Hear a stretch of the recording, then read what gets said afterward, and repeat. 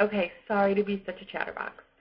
I'm really going to try to get my videos down to one video for each week, but sometimes I have a lot to say and a lot of questions.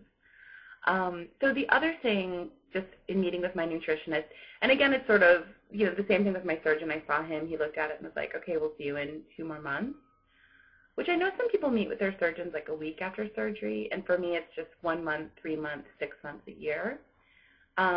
Which is a ton of appointments, but in a way, not really. Like, in a way, I wish I was seeing them a little bit more. So I went in, and the first thing she did actually was weigh me, and, with all my clothes on and everything, I was 256. And when she saw me mid-October, I was 290.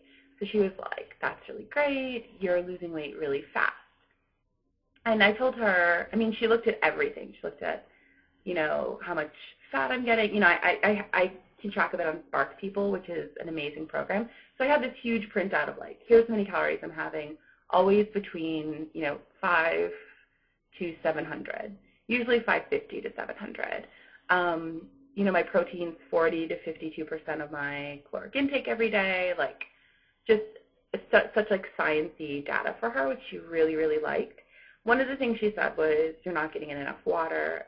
I get in about 6 cups a day. And she was like, you are losing weight really fast. She's like, one of the things that's going to help you not to overtax your gallbladder or your kidneys in terms of like breaking down all this fat to use it for energy is drinking a ton of water. And they gave me the gallbladder pill too, but obviously she's right and I need to increase my water. But then because she kept saying, you're losing weight really fast, I was like, well, what's the average, 1 month out, what's the average? Because I was at 34 when I saw her. And she was like, the average, most patients I see, is 20 pounds the first month and 10 pounds for the next couple months, for the months after that. So I was like, oh, that's really, then I am really losing really quickly, which is totally a boost because the last few weeks I've been getting like 3 point something, and feeling like, I wasn't seeing 6 pounds or 8 pounds or anything like that on the scale. But then I did the math, and if it's 20 pounds the first month and 10 months after that, it's 70 pounds in 6 months, which is incredible, don't get me wrong. But then I feel like a lot of people, the like magical figure I hear sometimes on YouTube is like 100 pounds in 6 months. Like that's, what you should be losing, or that's what you should be able to lose. So I don't know. So I was just like mulling it over, and I was like, well, 70 to 100 is a huge difference.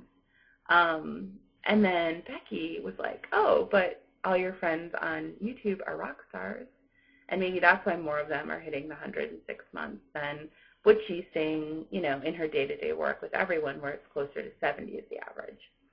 So I thought that was kind of interesting. The other thing which I'm really, really bummed about is but it makes sense, she asked me what kind of vitamins I'm taking, and I take the Bariatric Advantage. I don't have it here with me, but I take the Bariatric Advantage. They're like humongo, not big maybe, chocolate lozenges for calcium. And she looked at that and did her crazy calculations of like, you need 1,500 milligrams of calcium and this many 100 milligrams of vitamin D, and she was like, well, 2 a day isn't really enough. Can you go to 4 a day? So taking 2 at lunch and 2 at dinner, which isn't ideal. These taste pretty great. I tried the cinnamon and did not like them, but the chocolate I think tastes pretty fine. But it's still just like a mouthful of chalk. Do you know what I mean? Like a mouthful of cocoa-flavored chalk. And it's like, I'm used to it now, but 2 is just like less than ideal for me. So then we're chatting, and I have to go on a vitamin D prescription just for 4 weeks as like a booster because it's low. But then she's like, well, actually, blah, blah, blah, blah, blah, math. It'd be great if you could take 6 of these a day. Are any of you guys taking 6 calciums a day? Because I was like, okay. And obviously I want to do what she is saying, and I want to be healthy. And what she said is, your body is in starvation mode. Like if you're eating 600 calories a day, your body is in starvation mode. Whatever calories you are giving it, it is not using those calories to lay down bone. Like that's low on its list of priorities. So you have to like provide it with enough direct calcium to really help your bones. So that makes sense, but 6 just seems crazy. And I mean, I'm going to ramp up and do 4 for the next few days and then try to do 6, but oh my God. Other questions I asked her, just because watching other videos, I had questions. I asked her about maximum protein in every meal, and you know, sometimes I have a chocolate peanut butter shake that has like 35 grams of protein, and she said there's no maximum amount of protein that your body can get in a day, and that's sort of a myth that's been around and a myth that continues to circulate. I mean, she's a registered dietitian. She's like, that's not true. It's like, you know, different sources of proteins are more or less available to your body at different times, but 32 grams of non-fat milk and whey protein powder is fine. It's totally fine, and I can count all those grams. So I know that's like, I sometimes hear people saying that on the boards, and I don't know, I thought I'd pass that along. I'm trying to think. I think that was it. So that was the whole, like, just feels like a ton of things in the last few days, like going to the ER, seeing my surgeon for my 1 month, seeing my nutritionist for my 1 month, getting, you know, cast out into the field of whatever kind of foods I want, which is exciting but scary.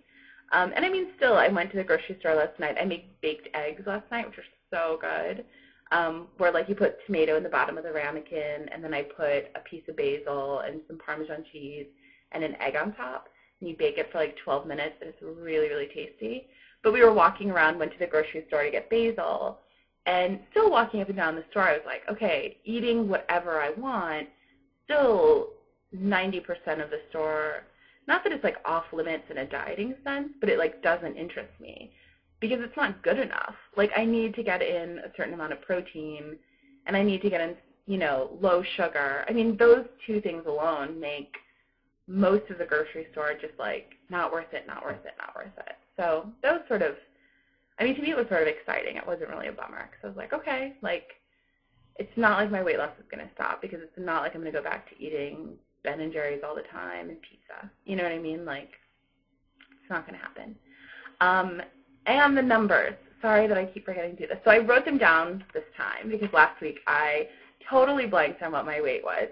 So my starting weight was 290. Last week I was 259.8, and I was so excited to be in the 250s. This week I am 255, which is really exciting. So I lost, is that right? Yeah. I lost 4.8 pounds. That is the biggest loss I've had. I had 2 weeks of 3 point something, so that is like a huge bump up, for me at least, in terms of how much I'm losing. I lost this week. And I don't think I even did anything really differently. So I think it's just a testament to sometimes the scale moves quickly, sometimes the scale moves slow. But that's a total of 35 pounds even, which I don't know, I'm obviously totally thrilled about. Like 35 pounds. And I feel like I'm, like, now is when I'm starting to, like, I don't know, see it in my face. Like, I've always, I mean, I've been under 200 and I'll have, like, this little baby double chin, you know. I mean, smaller than this when I'm under 200. But I feel like before, even when I look at my videos before, it's almost like my double chin starts here. Do you know what I mean? Like, it would be like this spare tire or like a Santa beard of fat. Do you know what I mean? Just boom. And I feel like my face is a little bit more oval. What do you guys think? A little bit more oval. And, you know, I'll be in the mirror and I'll turn to the side and I'll be like, oh, still there. But whatever, that takes time. And I'm in my 22s. Finally, I got 2 pairs of pants from Old Navy, 22s. And I mean, I'm still wearing this pair of Lane Bryant 26s just because they sit a little bit lower for my belly. But so I feel like it'll be a long time before I'm like, oh, 26s, whatever. But it's exciting to be in these 22s. I mean, and they're, you know, a little bit more fitted. And I feel like, I know that I can wear my clothes probably for a long time, and especially my shirts. But I can see that when, yesterday I was wearing the 26s and they were really baggy, and I felt like, oh, you know, I'm getting smaller. But to me, it's when I put on the smaller size that are actually, like, fitted, then I can see the difference, you know? So I think it's worth it to wear clothes that fit. I mean, to me, it's really where I'm like, okay, this is the size of my body now. You know what I mean? Not like this baggy, floppy sort of whatever. Like, this is the outline of my body. So I was thinking yesterday about how small being in the 270s is and how small being in the 260s is, and that's totally my mind when I was in the 290s. So now it's crazy to me that I'm in the 250s, like really crazy. I can't believe I've managed to chat 20 full minutes this morning. I'm going to be so late to work. But I hope you guys have a good week. If you're still listening, thanks. I'll talk to you guys later. Bye.